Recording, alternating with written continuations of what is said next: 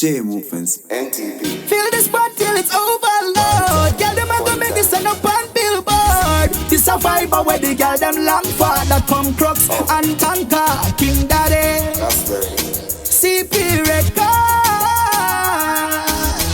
As the girl them see me, the whole of them just like get wet dry. Benjamins we spinning, we winning champagne, we spilling and flossing, yeah. Me and me shawty, yeah. Flossing, yeah. Hooligans, this is Chero and Prince. We're going to talk about things on men and women dynamics, and right now we want to jump into the whole aspect of women making money like their partners in relationships.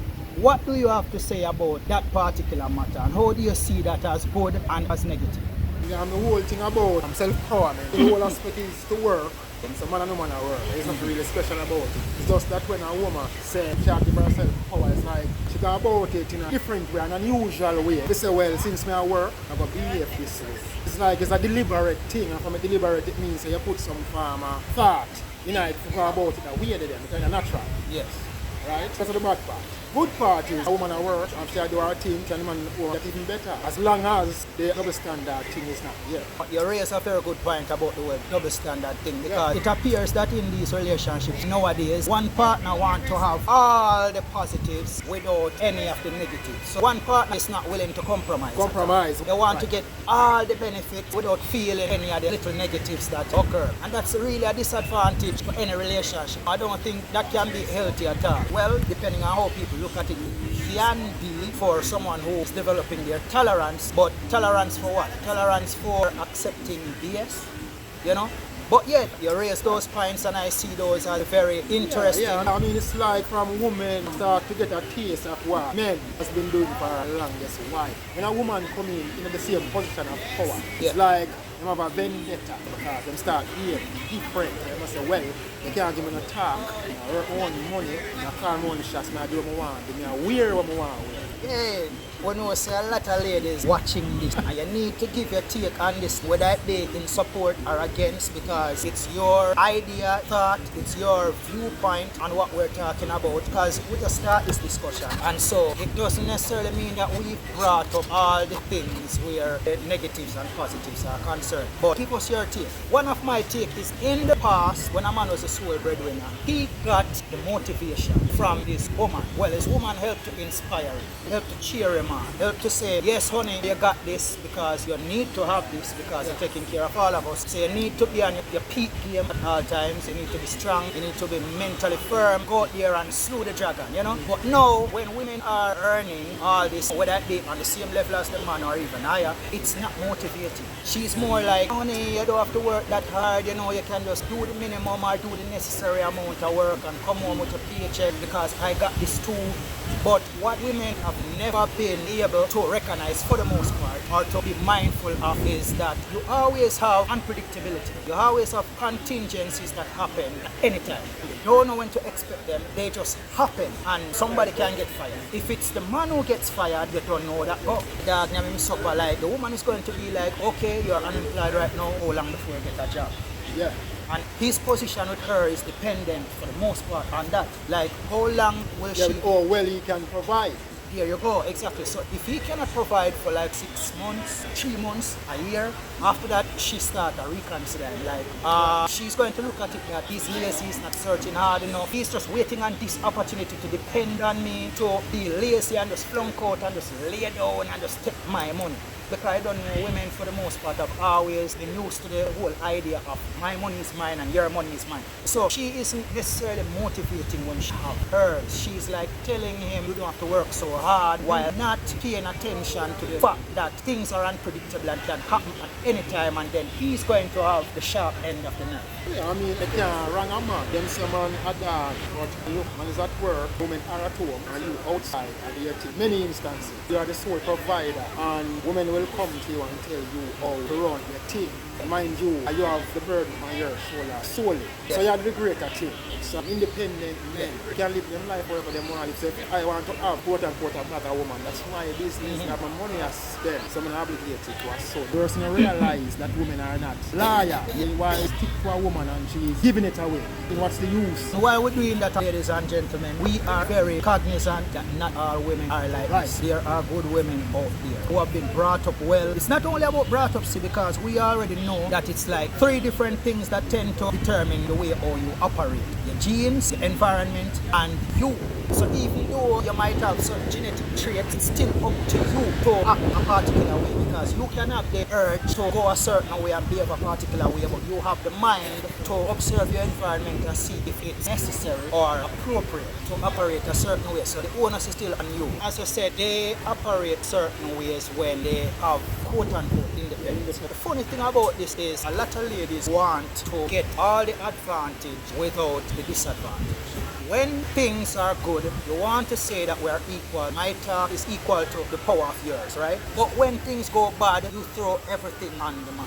And I kind of look at this as though there are so many buffers in society that has caused people's mentality to shift in a direction that really isn't how things would be if those buffers were removed. People would be like, no, you don't have to be the person who is the savior or the protector because police is available. So you can make certain calling at the night. Oh yeah? How soon will police arrive? Like in any situation, you're on the road, certain people approach you or you don't know how to control your lip and get both of us in trouble. Like you disrespect someone, they take you on, now I have to try to protect you, then 2 of us are in this dog feces. Is police going to come immediately? If they are not on the spot, which if they are on the spot, chances are such things would not transpire, right? But how soon will police arrive if issues happen? And I'm there. I will be expected to be the person to protect. So all that will be thrown on me. And if I'm not able to protect when I'm needed, that seems to be the only time I'm really necessary. Yeah, for protection. When you have all these different things, money and stuff, I'm only necessary for protection. There are statistics that clearly show that when ladies get promotions in their workplace to elevate to a higher status to improve their financial standing, it increases the rate of divorces. When them get that sense of independence, they start to behave different, start to bring out this personality that is showing that we can't give them a talk. Now do me, if you don't live on the same route, and I mean, how can that be a bad?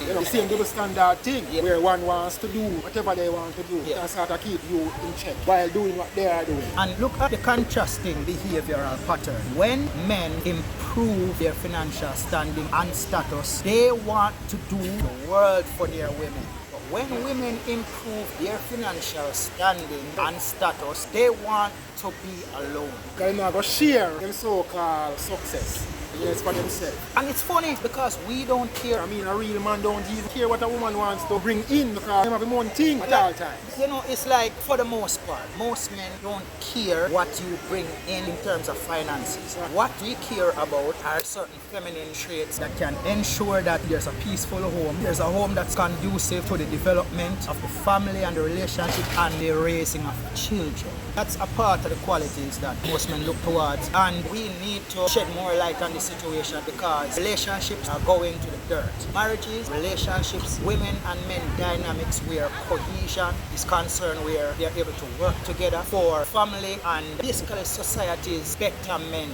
for different interaction with people and regard and respect for societal norms and values and all these things. It's disintegrating. They're all disintegrating. And we need to pay attention and shed more light on these things. We need to. It's like relationships are replaced by dating.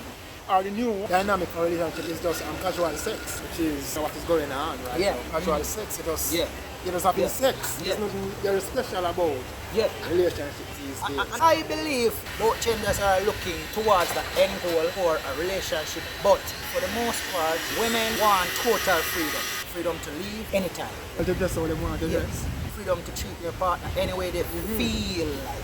And the funny thing about feeling is it's vaporous. It happens and it just disappears and it's no longer, and your mind is not the same. You know, it's like now you feel this way, but later on you don't feel that way. As a matter of fact, when I say later, I mean like a minute from now. Because I said if people are living in the moment, so it means you never really have a stance, you know, whatever you're doing 2 minutes ago, or whatever, just the moment.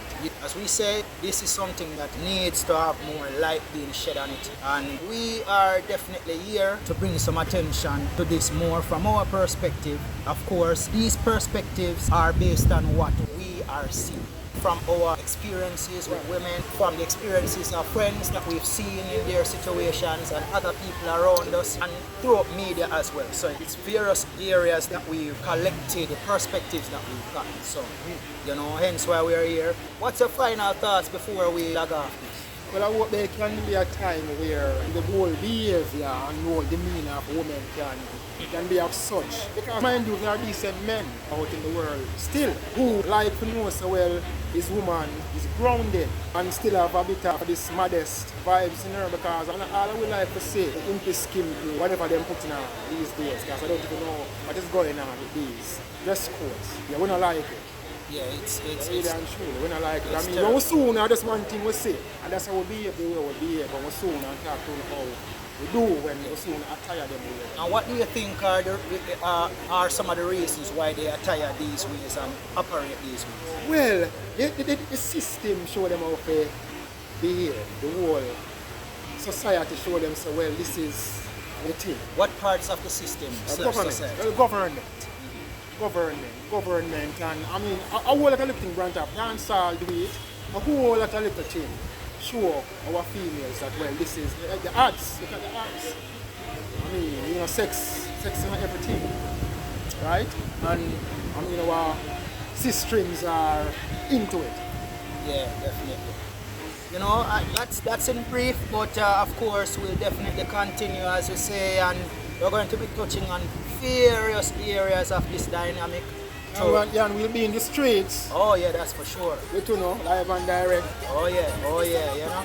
So yeah, stay tuned because we're coming your way. And who knows, you watching right now will definitely be interacting with us soon. And as we said, of course, this is the No Friendzone Talk. Say what it is, no filter. Benjamin's whispering, we're winning champagne, whispering and flossing the